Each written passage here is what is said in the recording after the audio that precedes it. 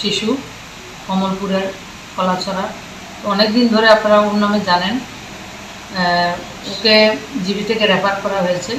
তো গত কয়েকদিন ওনারা, আমি বলেছি ওনাদেরকে এমসি ট্রিটমেন্টের জন্য বেটার ট্রিটমেন্টের মধ্যে ব্যবস্থা করে দেব। আমি ব্যবস্থা করে রেখেছিলাম, কিন্তু পরিবার থেকে ওনারা একটু ডিলে করছিলেন। তো কালকে আমাকে ফির বলেছেন যে আমরা যেতে চাই এখন। তো কালকে টিকিট করে দিয়েছি এবং সব ব্যবস্থা হয়েছে। আজকে ওনারা যাচ্ছেন। সাথে কমলপুরের একটা ছেলে, ওনাদের পরিচিত, ওনাকে পরিবারের লোককে উনি সাথে নিয়েছেন। তো আমরা আশা করব ইপসিটা ভালো হবে। এবং বিশেষ করে এটা একটু ইনম্যাচুরিটি রয়েছে, যেমন 6 মাসের একটা শিশুকে যদি 11 কেজির মতো ওজন হতো, এটা এখন 2.5 কেজি ওজন। বিভিন্ন সমস্যাও রয়েছে। তো ওই সমস্যাগুলি ট্রিটমেন্টের জন্য সবচেয়ে আমাদের দেশের মধ্যে সবচেয়ে বেস্ট হসপিটাল হচ্ছে দিল্লি এইমস। তো দিল্লি এইমসে সব ব্যবস্থা করা হয়েছে। আশা করি ওরা যাচ্ছেন এবং সবার আশীর্বাদ সাথে রয়েছে।